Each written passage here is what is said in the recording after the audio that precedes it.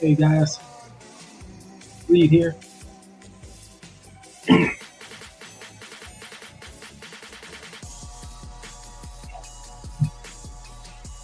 me just give you a few people a few minutes to come on in. We're going to talk about something very, very interesting today. Some of it is going to be above your heads. A lot of you may not be able to grasp this because it's getting so deep. Things are changing really fast. And you got to keep up with it, man. Things are changing every day. And we're going to talk about change.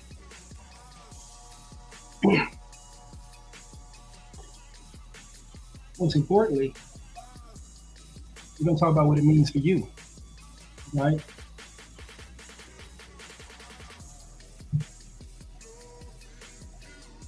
I'm going to bring up a very interesting subject. And this subject is called the singularity. And the singularity is that point when the computer is smarter than man. And I think we've gotten to that point already. You know, you see some of these computer chess matches. I think there's a computer game called Starkfish, something like that, and it's the most sophisticated computer AI in the world, and it can easily beat the best humans. It could easily beat them. You know, yeah, and I'm gonna take a look at that. But first, let me look at this concept called the singularity, and I guarantee you, after this discussion, you won't be the same. You know, you're going to learn more about what's going on around you. Singularity. Okay, the definition. Yeah, interesting.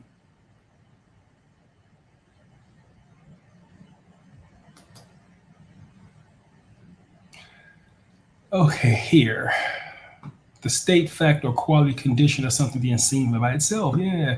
A point at which a function takes an infinite value, especially in space time when matter is infinitely dense, as in the center of a black hole. Okay, great. A hypothetical moment in time when artificial intelligence and other technologies have become so advanced that humanity undergoes a dramatic and irreversible change. Dramatic and irreversible change. That's what we're talking about when we say the hit. That's what we're talking about right there when we say the singularity. Okay, so let me just review this a few more times. I didn't have it on. I think I had it up all right.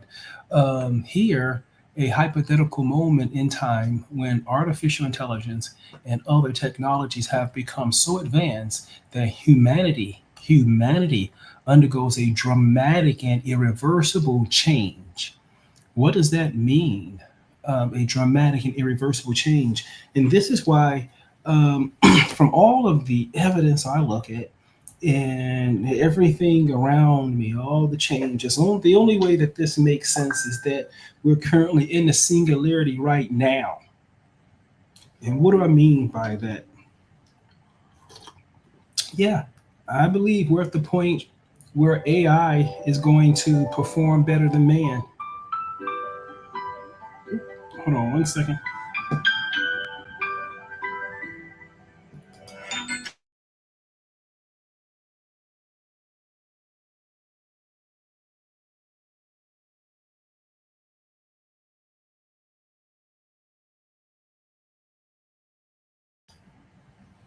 Okay, hold on a second. That's Niha.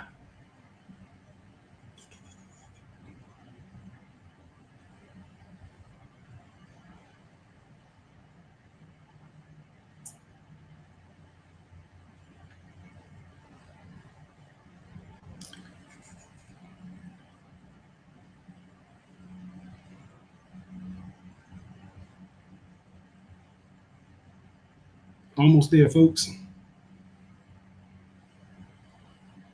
Sounds good. Okay, yeah. Um, so I think we're at that point in a singularity because I think we're at the point where AI is going to be able to do a lot of things better than humans, particularly at things involving trust. I was thinking the impact it has on mental health when you can go to an AI that will listen to your symptoms and everything and come up with a treatment plan. And will that AI also hold the biases of the persons who created all the data that it pulls from? We may see. We may see. I don't think so, though. I don't think so because the quality of the AI will be based upon the quality of the data you put in. You don't want to put your superiority into the data that you want to be designed to serve everybody. So I do think we're at the point in this singularity. I think we're there. And for me to help you understand, let me take you back a few minutes. This person changed my life, Alvin Toffler. And it was specifically this book called Third Wave here. This was a very powerful book. Right? The first wave was like agricultural age. The second wave was industrial age. And the third wave is the informational age. So if I can recall from this book I read, it changed my entire life. And I believe the third wave is the future, the information age, which we're in right now. Now, COVID-19 was the end of the Industrial Revolution. And right now, we're right here at the beginning of the information age. And it only makes sense that all the tools needed for the information age are currently being built right now. Okay. And so we're seeing every billionaire come out with their AI. What's interesting about this is that the AI in and of itself isn't extremely complicated. I think it's almost at the point where it's becoming modular at this point in the early game. But the science itself is now basic science now. Let me show you a textbook. This is the textbook that I read on sort of AI and the approach that they take. And it didn't seem like it was out of reach.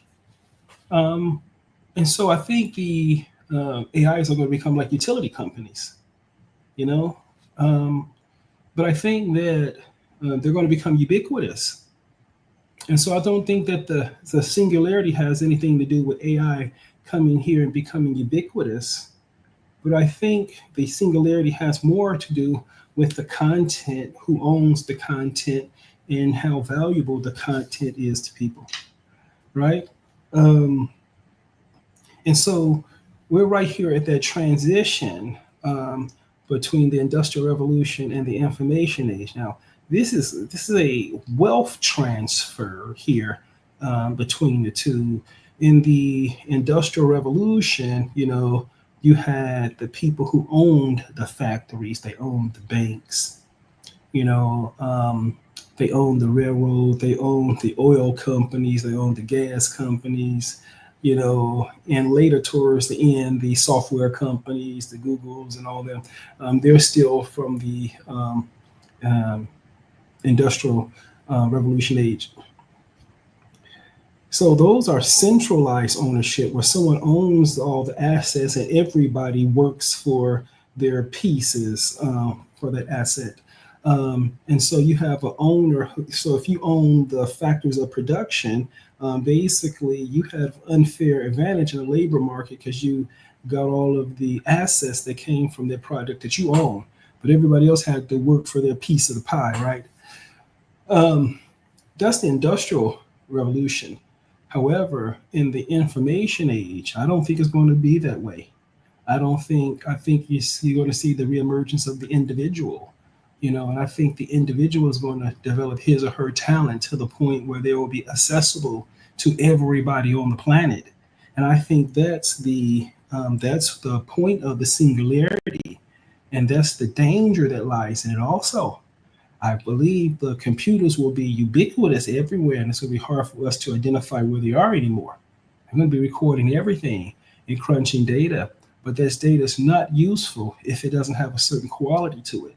And I think that that's one of the reasons why I wanted to start to bringing up this concept of the singularity being here, and most importantly, what you're going to have to start doing to prepare for it, right? When we shift to the information age, the people who own the information will be the new billionaires. And so, unfortunately, you hear talk of a new category of human beings. And this new category is menacing to hear. And the reason why is because it makes this statement here. The statement here, humanity undergoes dramatic and irreversible change, meaning whatever side of the fence you're on at the time this dramatic this dramatic shift occurs, your entire genealogy is going to be stuck on that side. And I don't think anyone's ever going to be able to get back. I think those dramatic changes like that. And so you're going to see a reemergence of a new category of humans called useless humans. And what this means is that the people who own the data or the resources may simply not have a use for you anymore. No use for you anymore. So unuseful people. In the Industrial Revolution, you can still deploy these people as low-cost labor, right? And so they feel a niche in the market to do tasks for things that are very undesirable, very difficult to do, very low cost. And so when they're stuck in that category, forced to sort of to only operate in the economy at that point, but after AI, that person may not have a job anymore. And if the lowest functioning people on the lowest rear, if they don't have, if the employers cannot find them useful anymore, I'm not sure how they're going to catch up. And it's going to be a very serious problem. It may get to a time where AI can take care of more people and do more things than humans, and I'm not sure how we're going to have that shift. So this book, Alvin Toffler, if you get a chance to read that, please do. Please do. It's a very interesting book. Next, there's another book I read. I can't remember it now. What's the name of this book now? It was about generation. It was like every 80 years, it's a generational cycle.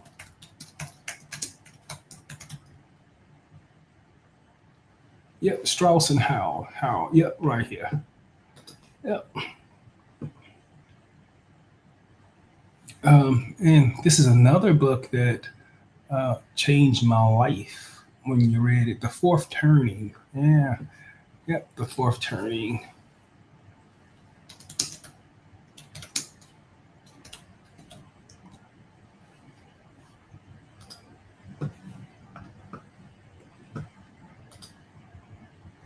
Okay. Yeah, here's the book. The Fourth Turning. This is a very amazing book, I read this when I was in medical school, changed my life again. This book was about every 80 years, there's 20, 40, 60, 80s. That's 4 generation. Everything, it's a cycle, it's 80-year cycle.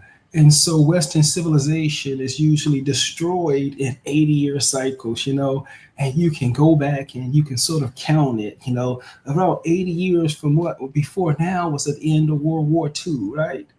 And then 80 years before that was like the year, I think it's the end of the slavery, the American Revolution, American War, Civil War. And then 80 years for that was like, I think it's like the French Revolution or something like that. Don't get me wrong, but you see the cycle. Don't hold me to the details, but you see the cycles and they line up very well, and it was sort of predicting what was happening, what would happen now, because we're at the end of the 80-year cycle and the systems collapse, right? And this collapse is inevitable. Why? Because the newer technologies come online and they begin to manage all the services in the economy better. And so there's usually a conflict at the end of these 80-year cycles. And the man that wins is the one that runs the game. We won at the end of World War II and had a huge advantage. But now you see all the competitors. It's not going to be a multipolar, a unipolar world anymore. I think things are going to shake it up. So it'll be interesting to see how this turns out. So this fourth Turing book, read that, generational cycles, and it helps you understand that this AI and the new systems and the new things that are coming online are where you should put your money and your resources into. Change is here.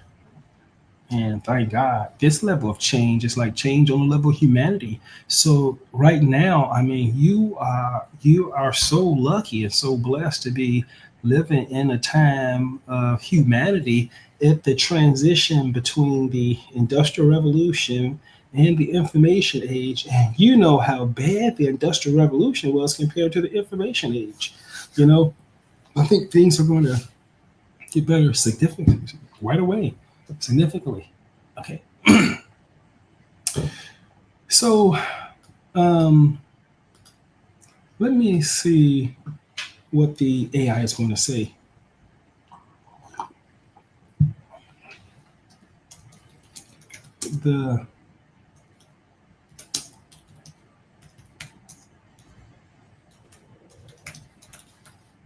After the much dreaded Singularity have arrived,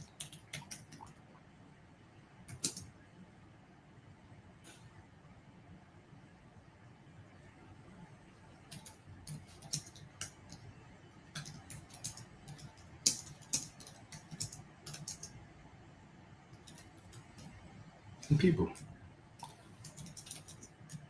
in the USA.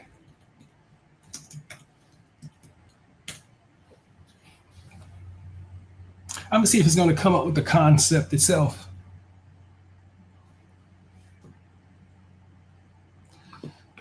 The concept of a technological singularity described by a hypothetical point at which the technological growth, particularly artificial intelligence, becomes uncontrollable and irreversible, leads to consequences unforeseen by humans. The potential impact on people in the United States after such a singularity could be profound and multifaceted, bringing both potential benefits and significant challenges. Yeah. So this is what I want to talk about, the benefits and the challenges. The benefits, it's going to be bifurcated like that. It's going to be winners and losers. Those are the only two categories you're going to have. Benefits, solving problems, enhance your capabilities, increase your productivities, abundance and heaven. Oh, geez, look at this. Problem solve, global problem solving, enhance human capabilities, increase efficiency and productivities, and abundance and reduce and less labor costs. That's heaven's benefits. Job displacement, economic upheaval. Widespread automation could lead to significant job displacement across industries, potentially causing social unrest and exacerbating existing inequalities. Yeah. Loss of control or unintended consequences. A primary concern is the possibility of AI systems operating without human control. Okay. I'm more looking about the economy, not them actually physically taking over. Ethical and moral arises ethical questions of value of life. Okay, privacy, warfare, increased inequality, Access to advanced AI technology enhancements might be unevenly distributed, potentially widening the gap between the rich and the poor.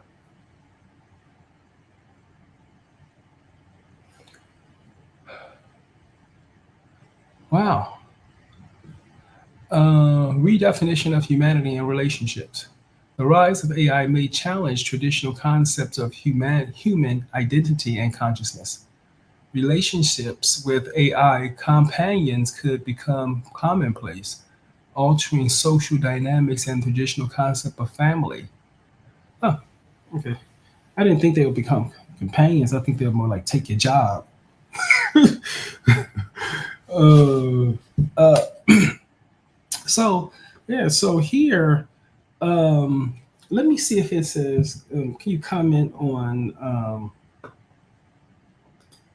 Um, let me see.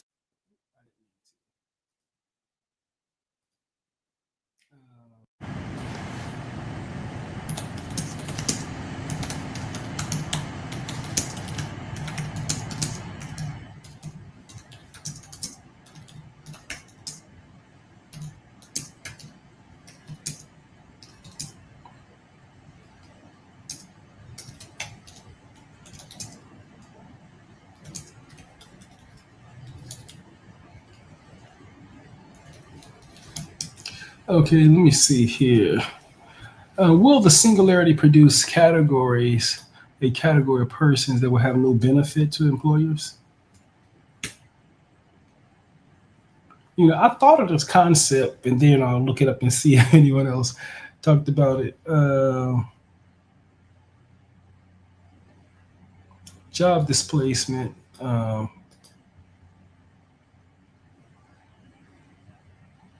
Okay, here, automation of tasks, you have new skills, shift in economic model. See, I don't think I'm going to get an answer to that. Um, Let me see if I can get an idea of um, in the in the future, what do you think the wealth gap would be between the rich and poor? How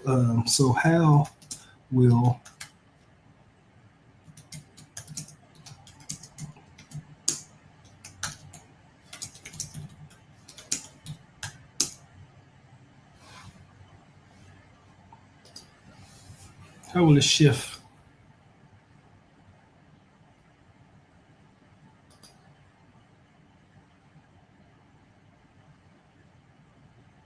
Yeah, so here it's saying the same thing. There's a potential for increased inequality. So you get displacement of skilled workers.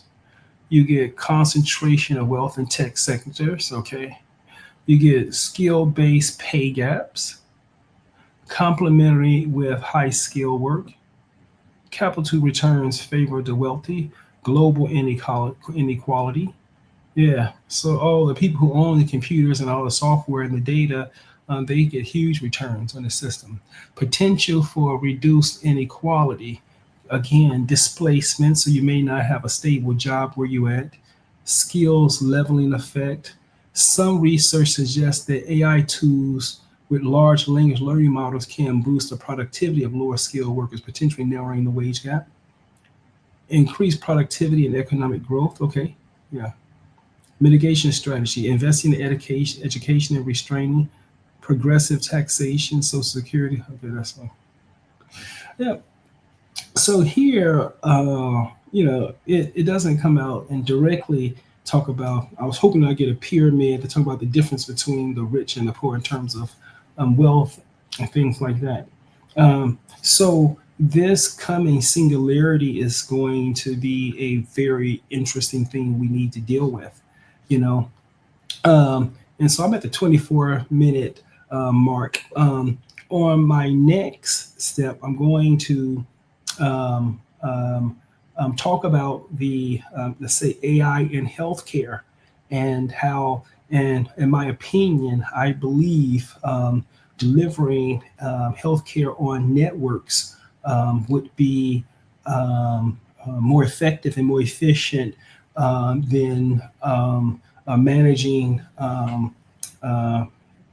healthcare or human-based networks. And so I do believe the singularity is here. So I think we're going to have to start thinking about some of the solutions in healthcare. So I'm going to go ahead and end this up now. And I appreciate everybody stopping by. If you have any questions, please let me know. You can like, subscribe, and share. And until we talk again, read out. I'll talk to you guys later. Ciao.